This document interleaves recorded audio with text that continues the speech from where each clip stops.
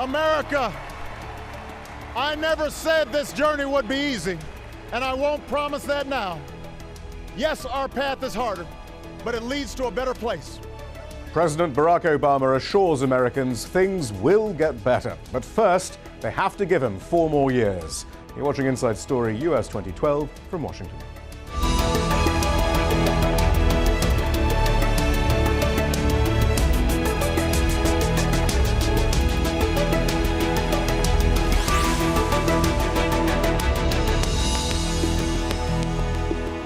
Hello, I'm Shihab Ratansi. The unemployment rate fell on Friday, but mainly because so many have simply given up looking for work. President Obama was aware of the new numbers as he took to the stage on Thursday night to promise that he could still fulfill the pledge he made 4 years ago. Ours is a future filled with hope. And if you share that faith with me, if you share that hope with me, I ask you tonight for your vote. He spared no insult against his Republican opponents, taking on their plans to improve the economy and criticizing their foreign policy credentials. After all, you don't call Russia our #1 enemy, not Al-Qaeda, Russia, unless you're still stuck in a Cold War mind warp.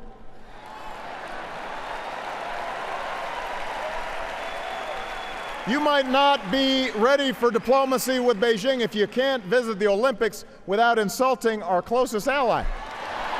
When he ran for president 4 years ago, Barack Obama presented himself as a symbol of change. But on Thursday night, he pledged to be a pragmatic leader who was willing to compromise even with his fiercest critics on the right. So, did President Obama make a convincing case for voters to stick with him? To discuss this, we're joined from Springfield, Massachusetts, by Tim Carpenter, the National Director of Progressive Democrats of America.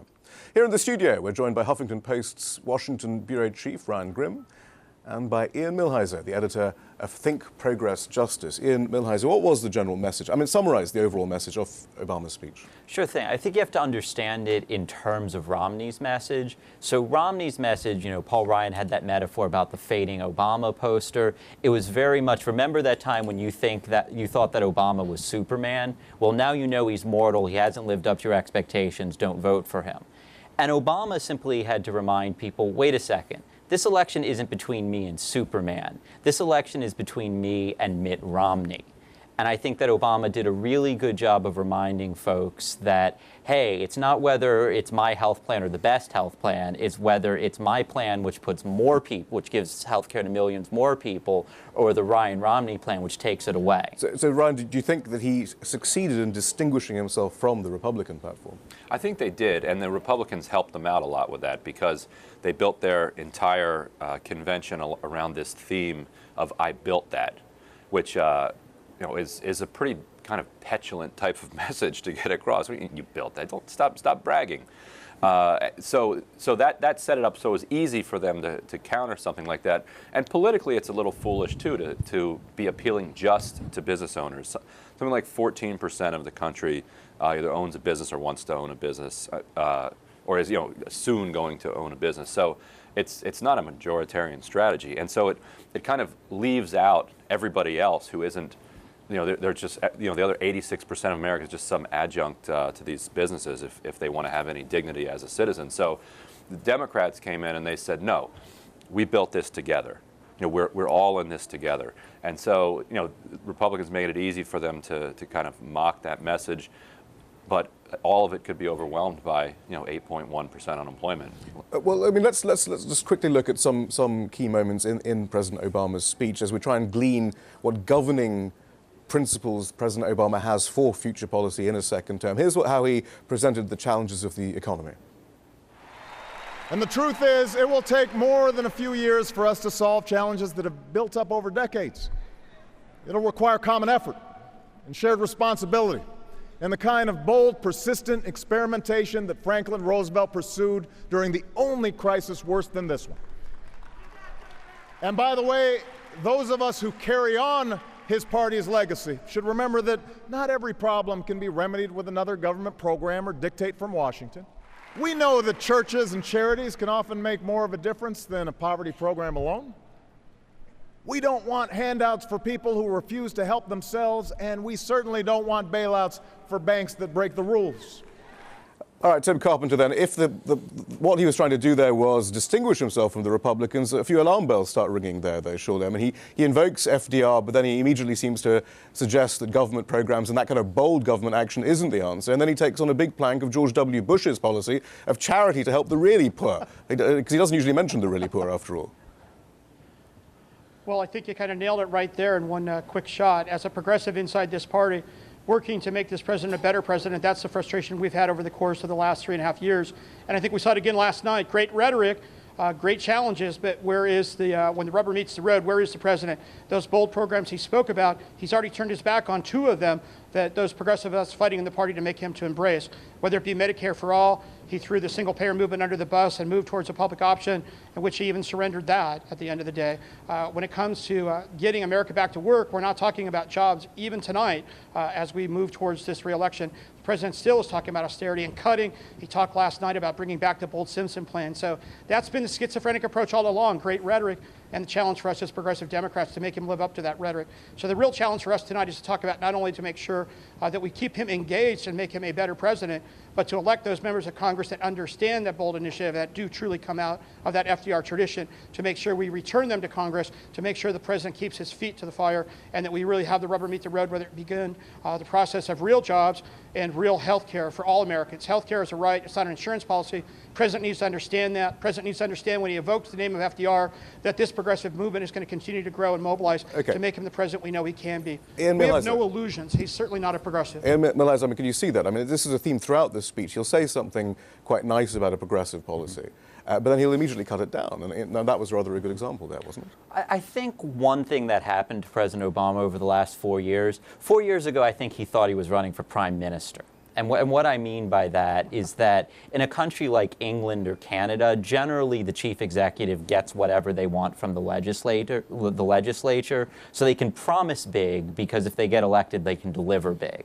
And Obama learned very fast in the American system that you can have the best of intentions and the legislature can frustrate you over and over and over again.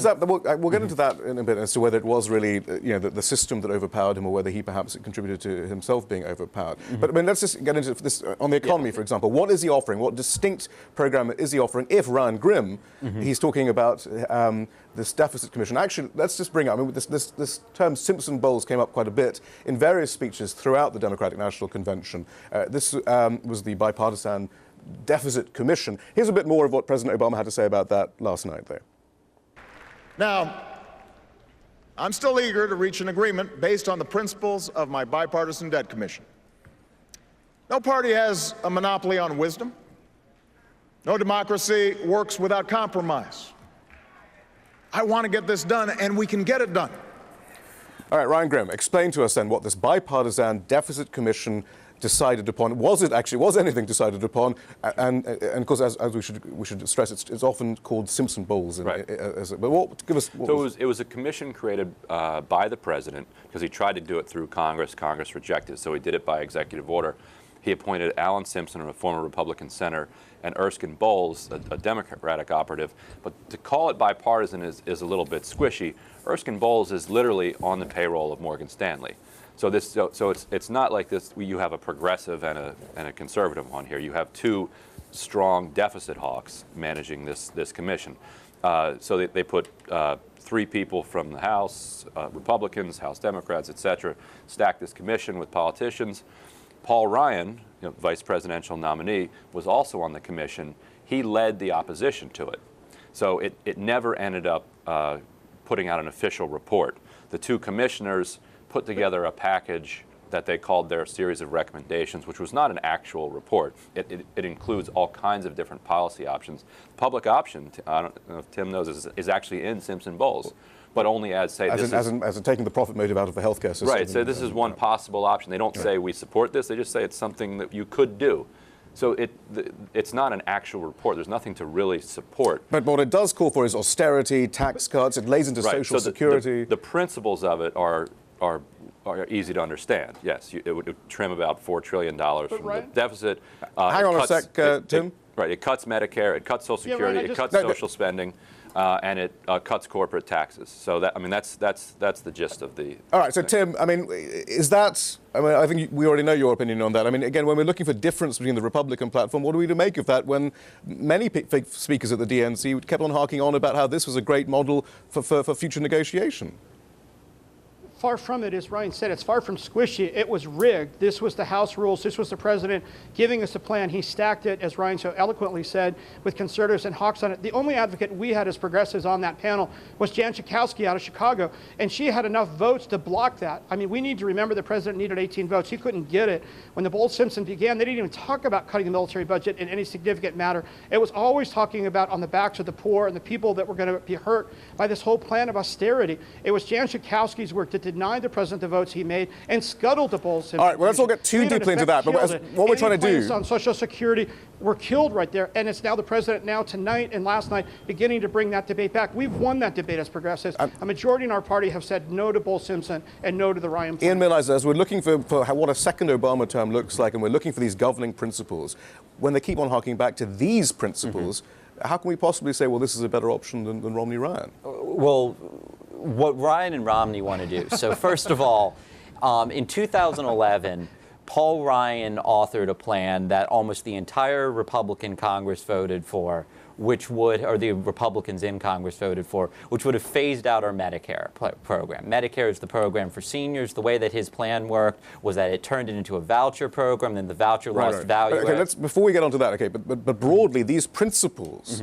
that President Obama is invoking as he talks about the economy, and he says maybe FDR and big government isn't the answer, are basically pretty extreme right-wing economic orthodoxy. I think the details matter here. I mean, there's a big difference between saying we're going to make some cuts to Medicare and we're going to phase out the Medicare program. But that said, the thrust of President Obama's agenda, President Obama passed the Affordable Care Act, which will bring... Right, well, you're shifting. What we're talking about here is he says the deficit is the #1 priority, doesn't he? And that's why Simpson-Bowles, the Deficit Commission, is so important, right? I mean, that's the point. I mean, if this speech was supposed to be giving us some difference, it doesn't seem to be doing the job, does it? Well, he didn't make big promises. That's true. He basically laid out the case, look, here's something bad. You can either have bad or you can have very bad. He didn't come in and say the next 4 years I'm going to do this big program, this big program, this big program. He simply didn't say it. He said, here's what I'll promise to do. I won't completely destroy Medicare. But we're looking at his priorities there, what governs it. So if the deficit is his priority, another thing he kept talking about was structural unemployment, for example, Ryan. Yeah. Which again is a very kind of arguably something that... It's a very business-friendly approach. Exactly. I mean, it's basically, it sort of takes away the focus from income inequality to...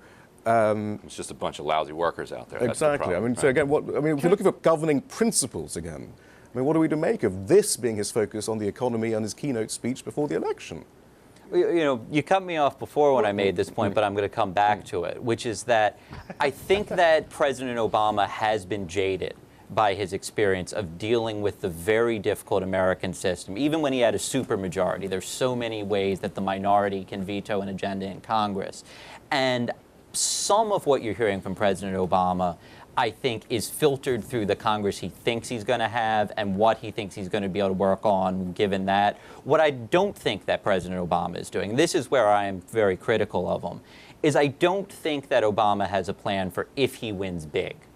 If he has a Republican House or if he can't end the filibuster in the Senate, then he needs to be modest. All right. But if he wins big, that's when I think we need to see bolder But Tim, do you accept that he's just been jaded, or even when he got into office in the first place, I mean, there was a progressive budget. He didn't really seem to care too much about that, which wasn't about austerity. It was about tax increases and cutting defense spending and things like that. And it, got a budget surplus. But he wasn't interested in that. I mean, really, do you think, is it simply about him being jaded, his progressive principles being jaded by the art of the possible? Or does he not really have any principles? His entire policy platform is about, making a deal in politics. And it's not really governed necessarily by progressive principles. I think that's been the most frustrating thing for all of us. Many people were under the illusion that when he was elected that he was more progressive than he actually was. He had a good track record in speaking to these progressive issues, but he did not have a good track record in following through. We began this discussion when we saw how he abandoned us on single payer and ending the occupation in Iraq. Yes, he ended the occupation in Iraq, but he took all 4 years to do it. When you look at the speech last night for governing principles, I think it's important. There are some good things there. He does understand the need now for jobs, manufacturing jobs, 1 million of them. He's moving in that direction. It's a result of the grassroots pressure that's being put on him to move away from austerity, away from a limited stimulus program, to begin to really put the money where it needs to be, to move away from Wall Street and back to Main Street. When you ask for governing principles, I think we need to compare and contrast what he's talking about to what we heard from Mitt Romney. Mitt Romney wants to go back and fight the Cold War. So governing principle for our president right now is not to go back and do that. That's a good thing for progressives. It's a good thing not to talk about striking Iran. If Romney is elected, he wants to be in Iran within 48 hours. But arguably, though, President Obama's record shows he may not be in the Cold War, but he's in a very hot, covert war, which actually most of us don't even know about. Is that, I mean again, you... Well, that's the challenge. Again, that's a challenge if you compare and contrast his record and what we would have as an alternative if Romney goes in. We have Democrats that are fighting to bring this president back, to move him away from that position, to move back towards a diplomacy. Barbara Lee right now in Congress out of Oakland is authoring a letter, 13 members of Congress, to challenge our president, to talk about what it means in real economic terms. We need to know that we just spent $1.3 trillion in Afghanistan and Iraq. What would that mean if we went into Iraq? And raise those questions if we went into Iran and what it would cost us in real terms. The $500 billion we spent in Afghanistan and over $800 billion in Iraq. In economic terms, I think the president's beginning to understand that. The president is winding down in Afghanistan, not fast enough, but a governing principle to bring us out by 2014. Our role is to speed that up, just as we tried to do in regards to Iraq. He did get out of Iraq. He's got to get out of Afghanistan faster and bring those war dollars home to build our economy. And those are his governing principles. We heard some of those. Well, arguably, he only got out of Iraq because of a Bush status of forces agreement, which he failed to extend, which is what he was trying to do up until the last moment. But we're going to move on, though, because and if I am cutting you off, it's only because actually we don't have much time. We are out of Iraq. That's the bottom line. Okay, let's move on to what he had to say about the environment. I'm sorry if I'm cutting you off, but we've got a lot of things to get through. This is how he presented the challenges of the environment. We've opened millions of new acres for oil and gas exploration in the last 3 years, and we'll open more. We're offering a better path, a future where we keep investing in wind and solar and clean coal. And yes, my plan will continue to reduce the carbon pollution that is heating our planet, because climate change is not a hoax. All right, so Ryan Grim, here we are again. Climate change is not a hoax, but drill, baby, drill. I mean, that's what he said, basically, though. Yeah, right. I mean, he wants to triangulate with all of the above. Hey, don't worry, I'm not going to purposely jack up your gas bill, but I also am for these things. His record, at least in the very beginning of his term on clean energy, was a good one. He invested an unprecedented amount of money in clean energy through the stimulus. He helped create or helped really boost the windmill industry, solar panel industry, the rechargeable batteries, et cetera. So there's some serious and impressive work that he did at the very beginning of his term. If he truly believed in climate change, again, we look for governing principles because we don't have a proper policy platform for the next 4 years, then he can't also be saying we're going to open up more and more and even talk about clean coal. He talked about clean coal, and what he did is there's no such thing. He threw there isn't. Everybody knows that coal's dirty. Look at it, pick it up. But what he did is he threw both health care and climate change legislation against the wall in Congress in the beginning, and I think he just said whichever one of these sticks is what I'm gonna go with. He put more energy behind health care. Climate change, a very weak bill, made it through the House, but it never got legs in the Senate. And it may be the biggest failure that's remembered of his administration, 20 years from now, as we're all going around in rafts. Ian, the point is, we're only pointing out some of these inconsistencies because we're trying to figure out what President Obama stands for. And it's interesting, President Obama did have a section of the speech which seemed to be aimed at people who are kind of looking at the inconsistencies and suggesting that those who do that are part of the problem. Here's what he had to say. If you turn away now, if you buy into the cynicism that the change we fought for is impossible, well, change will not happen. If you give up on the idea that your voice can make a difference, then other voices will fill the void. The lobbyists and special interests, the people with the $10 million checks who are trying to buy this election, and those who are trying to make it harder for you to vote. And yet, Ian, It's difficult not to be a little bit cynical when he mentions clean coal, which is clearly a result of a lot of lobbying by the coal industry, or he overrides his own party and their democratic processes and gets God and Jerusalem put back on the agenda on the platform of the party. I mean, are we right to be a little bit cynical about some of this speech? I think if I can kind of draw the last two clips you played together, this is an area where I wish that Obama was more cynical. And what I mean by that is that I said before that he's been jaded a little by the pushback he's gotten, but his go-to technique, I think, from the beginning of his presidency with the stimulus, he wanted a big stimulus, and he tried to get Republicans on board by saying, well, I'll throw some tax cuts in you. We'll see if you like that. I think his strategy with touting clean coal, touting drilling, is he thinks if I reach out a hand, maybe someone will reach out a hand towards me. Still, after 4 years, that's simply what he's trying to do. And I think that's a mistake. You know, this is where I think he needs to get more cynical. He needs to realize that there are people in government who do not want what he wants. And, you know, if he believes in this stuff, fine. I don't honestly believe that he believes in some of it. I think that he is trying to reach out a hand of compromise, and he's getting slapped away. Tim, I mean, do you honestly believe, though, that he does have red lines? He is governed by principle, or is he simply governed by the spirit of bipartisan compromise, where both progressive principles and right-wing principles are just as good as each other? And as a result, I mean, doesn't that make him, I mean, he may not be Superman, but doesn't that make him even more helpless when confronted with an intransigent Republican Congress? Well, he's got to come across the aisle. He's got to stop pretending that there's bipartisan support for any of this. The Republicans have made it clear from day one when he was elected, they don't want to work with him. He's got to come over to the side of the aisle and work with the progressives. When people say cap and trade, he's got to understand that it's a carbon tax. We need a tax revenue. We need to deal with this green thing straight on and head on. We need green jobs. As Ryan said, the stimulus program began to address some of that. But the president doesn't have a guiding principle. The president is a centrist. He responds to the pressure that's on him. We as a movement need to move him. In regards to the environment, he did respond to pressure. The tar sands, the pipeline that was going to go across, he was with this, he was for it, he was against it, he was for it. He responded to the public pressure, just as he's responding now to the pressure in regards to the Affordable Care Act. 27 million Americans will not have health insurance when the Affordable Care Act goes in. 47,000 Americans this year will not have health insurance. He has to hear those voices. We have to keep pushing on him. He is a very smart man. He is a good person and understands in his heart, but he's a capture of the special interests, and he's surrounded himself by the administration, by Geithner and others who have his ear. That's why it's imperative that and he you're a become like Democrat, FDR in his second term, the president we want him to be. We want him to be the president we know that he can be if we elect a progressive governing majority. Ryan Not Grimm, just Democrats, progressive Democrats. How is this an election platform, though, when he's not being defined necessarily by what's right, but only by what's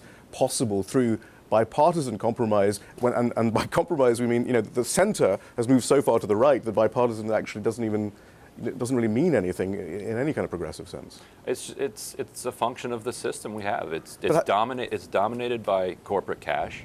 It's designed to gum up legislation and to block change.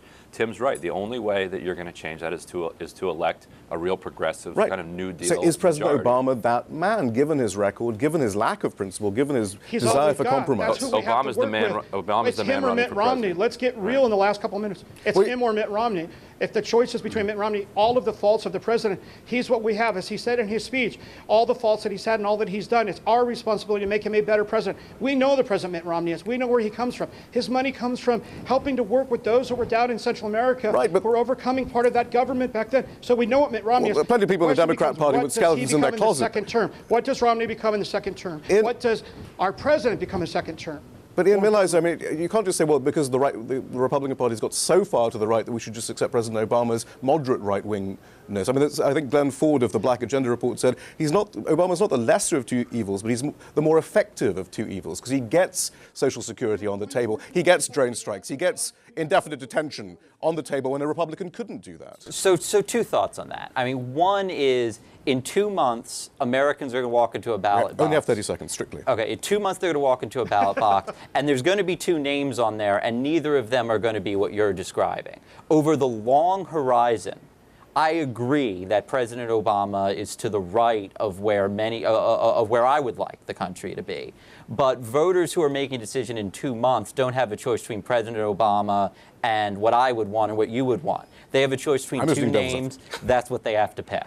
Ian Millhiser, thank you very much. Tim Carpenter, thank you. Ryan Grimm, thank you. That's all from the team in Thanks for the Washington, chance. D.C. For now, don't forget to follow us on Twitter and Facebook, where you can find more information about the program. And we want to hear from you. Tell us what stories you think we should be covering. Send your ideas directly to us at insidestory@aljazeera.net.